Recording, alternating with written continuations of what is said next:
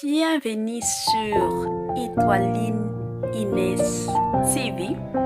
Si vous êtes encore nouveau ou nouvelle sur notre chaîne, n'hésitez pas de vous abonner massivement, aimer nos vidéos, commenter et partager. Chez Étoiline Inès TV, c'est la qualité, la différence et la vérité.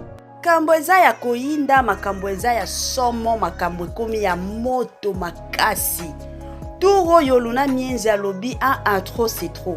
S'il s'agit ya kosasa mutu na kosasa nanga, s'il s'agit ya kotumba Zaïre na kotumba na ngai, s'il s'agit ya kopelisa moto na kopelisa nanga, bandeko luna mienzi alobi sans kobanga, alobi nae abimisi ba vérité pas possible.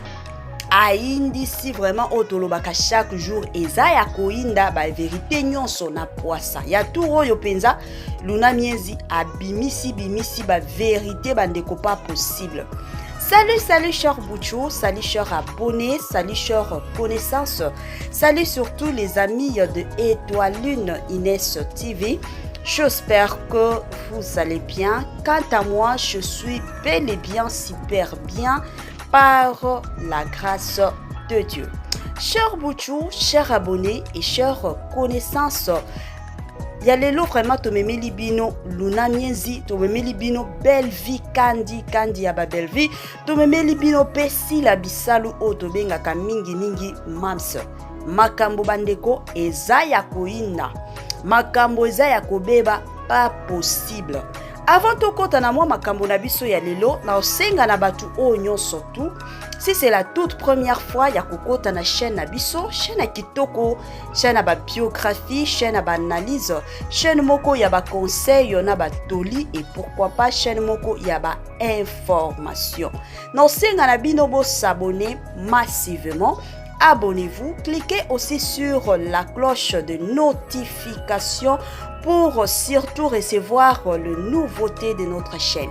Aimez la vidéo, commentez et partagez. Et kosala biso oyo tolobaka tellement et penza chaque jour tokos makasi. Bandeko ya lelo eza ya kobeba, ya lelo vraiment eza ya somo makasi, makambo ezo kende kili otolobaka kili. Luna mienzi finalement ayepe koloba. Luna mienzi finalement ayepe kosasa. Yango to senga na bandeko o nyonso bo la émission na biso, en tout cas bozala na bino pressé te, bozala ne te que non mutu ezalaka likolo na talaka mbangu te. Soit kiti na yo na système a bien vandaka, tiens-moi verre à maï, tiens-moi verre à jus, tiens-moi sucré na yo pembeni. De l'autre côté, moi popcorn, moi biscuit to nguba. Ozoliaka kote mosusu ozolandaka pe émission ekosunga yo mingi. Makambo ya kotoyo ezande somo. Bandeko makambo eza nini? Luna mienzi ebele ya batu biso nyonso toyebike luna mienzi ake poto. Luna mienzi aza na France. Sikoyo ya koinda eza ke luna mienzi baye ko invité ye tango akoma ti France ka ndenge ezalaka baye ko invité ye akendo passer na émission moko boye. Bandeko tango akenda tika ko passer na émission wana ka ndenge ezalaka na ba émission nyonso mituna ezalaka. Baye ko tuna ye bandeko luna mienzi aye ko panza nyonso. Luna mienzi aye penza ko sasa. Luna mienzi alobi te na oloba nanga. L'essentiel makam nyonso ebima. Na boy nanga ki hypocrisie. Makam nyonso ebima nango na poasa kande tolobaka eindi makambo ebimi na yungo na poasa yepe alobi te ya turoyo ifona bimisa nyonso na poasa bandeko nde aye koloba ye kosasa nde kosasa. Sikoyo ebele ya batu bakomi ko condamner luna mienzi que non depuis ake poto akanisi ke akomi déjà na mbongo koleka batu mosusu. Batu mosusu pe balobi que non, elle a raison na makamnyo surtout alobi.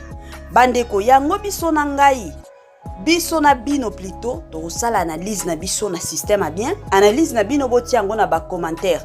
En tout cas bandeko toboyi na biso ne mafinga na commentaire toyebi ke eza na batu surtout na émission oyo eza na batu mosusu balingaka te vérité elobama omona bakokota bakomi kofinga ka batu toboyi na biso mafinga soki omoni ke yo oza na yo mutu ya mafinga leka na yo na système bien toza na besoin ya batu oke non mitu na bango ezo sala bien makasi bakoya pe bakomi basali mwa analyse na bango na makambo yo soki Luna Mienzi asalaki mabe to soki Luna Mienzi alobaki na mabe te yango vraiment tozolinga bandeko nazotikela bino mwa audio mwa message ya Luna Mienzi makambo onyo soto alobaki et puis bandeko tokosala biso analyse bandeko wana na otikela bino bolanda on se retrouve juste après.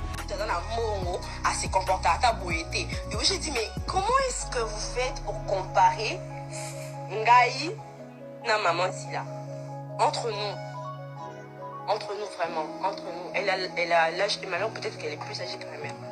Bandeko bozoyoka tolanda vraiment na bukebi nyonso bandeko oyo Luna Mienzi nde azoloba bandeko eza te ke o mutu mosusu te eza Luna Mienzi boyoka lisusu bandeko. Ma mère, elle a 44. Ah bon?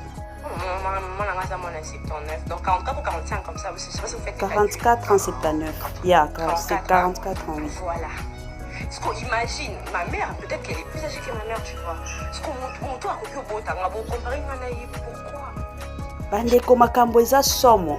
Luna aboyi batu ba comparer ye na mama Sila Bisalu. Balo alobi mama Sila Bisalu aza mutu ya âge na yete bandeko tolanda.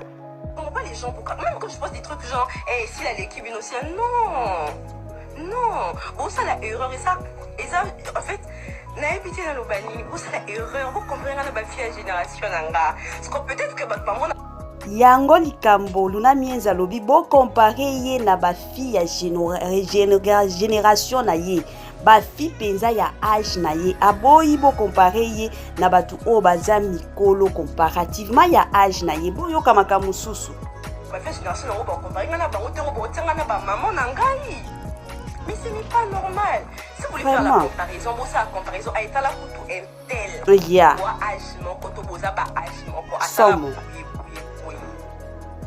yo no salon au salon na bina. Après, on a le bas, oui, on a raison parce que voilà, toi, pas génération. Mais tant que vous trouvez les gars, conquérant et génération, toi, conquérant et génération, ça sert à rien. Notre génération, pourquoi vous comparez là-bas, on te voit une marque à Walt. Somme, je te dis, ma camboise, somme. Hey! Et ça, quand même, en fait. Nous voici encore de retour, bandeko. Je suis sûre que, bon, lundi, vraiment, va dire, nyonso, ya Luna Mienzi. Makam nyonso oyo penzi zaki na motema ya Luna Mienzi abimisi yango bolandi yango du début jusqu'à la fin tobakisi na biso eloko te tolongoli pe eloko te eza ba makambo o nyonso Luna Mienzi alobaki siko bandeko tosala mwa analyse tozala honnête na makambo o nyonso tu Luna Mienzi alobi bandeko toluka teke ba parti pris to sala boye te parce que ebele ya batu déjà bakomi koloba que non Luna Mienzi alobaki boye parce que ajouaka mingi epai ya Belvi Kandi moyen alobela Belvi Kandi makambo bongo ekozala te alobi bongo parce que nanu ajoua te epai ya Mams to ajouaka te epai ya Mams yango azoloba makambo onyo sote bandeko tozala ba réaliste na makambo o nyonso tu Luna Mienzi alobi Luna Mienzi aza mwana muke si je ne me trompe pas Luna Mienzi aza mwana ya 1996 pona bandeko o balandaki biographie ya Luna Mienzi na chaîne na biso Luna Mienzi si je ne me trompe pas aza mwana ya 96 aza mwana muke nana kokisi ata 30 ans te dans na minute oyo Luna Mienzi aza nde na 26 ans 26 ans déjà soki mutu azana ba 42 ans ko kobota Luna Mienzi tolo bango soki déjà mutu azana ba 44 ans akoki kobota Luna Mienzi sikoyo ya kokamwa eza komona batu lelo bakomi ko comparer Luna Mienzi na Mams eza netu ko comparer Luna Mienzi na Belvi Kandi to comparer Luna Mienzi na ba papa to lo banano neti ba tonton Loulou ba tonton Gesho. Luna Mienzi aza mwana muke. Alobi na ye bien que soki bolingi bo sala ba comparaison na bino que non mutu tela sala boye yo sala nanu boyete o se focaliser pe o sala boye. Bo comparer na batu oyo ya âge na ye ekendaka bongo la famille. Tozonga to kende liboso ezala bongo soki olingi osala comparaison basalaka comparaison na mutu vraiment ya génération na ye basala ateke comparaison oye kaka peut-être mwana muke na mukolo olingi osala comparaison ko simba te comparaison ya sursir ezalaka peut-être yo moko tali âge na yo otali pe âge ya camarade na yo donc ti koloba na âge na nga déjà nga naza na bapango na balopango naza na mituka naza na boyeboye metala camarade na nga na âge na ye oyo aza kutota na nini te azo telengana ka kotelengana wana ba comparaison ya bongo ekendaka nango bien mais soki okomi ba comparaison ke Luna Mienzi na Mams Luna Mienzi na Belvi Kandi Luna Mienzi peut-être to kende na ba Renate eza na sens te bandeko eza na sens te to tika kabilo kwa bongo lelo ebele ya batu na ba réseaux sociaux bakomi koloba ko sala makambo moko pas possible makambo moko ya mabe makasi eza pasi pona génération na biso eza pasi surtout pona communauté na biso bokoki ko comparer ndenge nini Luna Mienzi na Sila Bisalo est-ce que tango Mamsa bandaki ba théâtre tango wana tango akala tango bandaki ba théâtre ezaki soki na 1998 soki 1999 Luna wana zaki na âge nini yepe Luna na ba âge wana il fallait yepe abanda ba makambo ba théâtre to ndenge nini bandeko te to tika biloko bongo yango to la chaque jour to sala ba émission awa kilikili oh nous voulons la paix mais biso moko ba fan de to sala ke ba comédien na biso bazo yokana te biso moko parce que makambo bongo koti yango na mutu ya Luna bolingi bolakisa Luna nini bolingi vraiment bo enseigner surtout Luna nini toyebi batu o basalaka déjà biloko bongo toyebi bango yango ata na ebandeli ya émission na nga na bandolo bato boy bifinga parce que eza na batu mosusu balinga te kolobela bango vérité bango ata soki ba osala mabe ndenge nini boye kaka bokomi kopakola bango mafuta yango ebele ya batu balinga bongo mais toyebi ke eza pe na groupe batu bosusu bango soki vérité il faut elobama bazalaka na bango ata kuna te omona teke akoti na ba émission akomi ko finga te parce que ayebi ke no vérité il faut elobama mais batu mosusu bakoka na bango vérité wana te makam nyonso to batiaka ngo ka polémique botika o comparer Luna Mienzi na Mams Luna Mienzi aza mwana muke soki boza na posa ko comparer Luna Mienzi bandeko bo comparer ye na bamukanya bo comparer na basiana baza batu moko ba star moko ya génération surtout na ye wane ko simba mais bo kendo comparer Luna Mienzi na ba Mams na ba Belvi Kandi to na ba Irsil Peshanga baza batu ya génération na eti et puis batu wana ba banda ba théâtre ba makambo théâtre kala makasi kala vraiment tango ba Luna Mienzi ba okota ba makambo théâtre déjà ndeko na biso ba star na biso ya minene bazaki na ba expérience déjà minene basala ki pe makambo minene kotala Luna Mienzi na génération na ye Luna Mienzi pe azo kende ne bien wana to lobango azo kende pe bien exact que non ye pe azo chité te makambo na ye pe ezo kende bien azo travailler dur to lobaka yango na lobaka chaque jour soki moto azo sala pe makambo bien biso pe il faut to yaka to lobi pe que non mutu oyo vraiment azo sala makambo bien soki pe mutu azo sala makambo bien te to koya pe to lobi yango ke non mutu oyo azo sala makambo bien te en tout cas de mon côté je ne sais pas bandeko place bo landa biso bino pe botia ba commentaire na bino de mon côté na boy nanga kozwa ba parti prité nga na lingaka Sila Bisalo na lingaka Belvi Kandi na lingaka ba Irsil Peshanga ba dina na la douce bango nyonso na lingaka bango parce que na landaka pe ba film na bango na sepelaka vraiment na ba film na bango alors na koya awa te na tia division entre ba comédiens na biso te mais makambo o penza Luna Mienzi lobi je l'ai dit aussi à haute voix makambo o penza Luna Mienzi alobi pona batu oyo bakomi ko comparer Luna Mienzi na Mama Sila. En tout cas botika. Bokoki ko comparer yete. Bokoki jamais ko comparer bango te. Mama Sila aza mutu ya génération na yete. Soki boza na besoin ko sala penza comparaison ya kitoko na makambo nyonso tu, bo sala comparaison bo comparer Luna Mienzi na batu penza ya génération na ye. Peut-être botali que non, Luna Mienzi aza na eloko yo te tala mukanya aza na boye. Wana bokoki koya pe bosali ba comparaison. Yango vraiment yanga na koki kotika ezalaka bongo mutu na mutu azalaka na ye pe na dire na ye. Yanga dire nango yango yo bandeko. Bo comparer Luna Mienzi te na Mams. Mams aza mutu a génération ya Luna Mienzi te. Botika vraiment ko comparer ye te. Pona bandeko mosusu oyo peut-être babandaki ko sauter kandenge ezalaka bozo sotaka tango zotala. En tout cas na ko récapituler bino message ya Luna Mienzi. Bandeko boyoka message ya Luna Mienzi.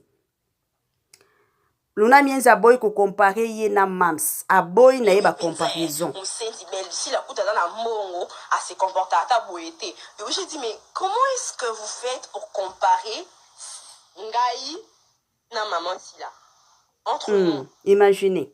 Entre nous vraiment, entre Makambo nous. Somo. L'âge de ma mère, peut-être qu'elle est plus âgée que ma mère. C'est ça. Mère, elle a 44. 44 ans. Maman a 79. Donc 44 ou 45 comme ça. Yango message bandeko Luna Mienzi ayaki ko lancer. Bandeko, nous voici vraiment à la fin ya notre épisode ya lelo. To senga na bino bo salaka ba partage na système a bien. Botia ba commentaire na bino bandeko na makambo onyo surtout bo uti koyoka. Bo sala pe partage, botia ba j'aime na bino e ko sunga biso mingi makasi. Bandeko tolela ba j'aime na bino.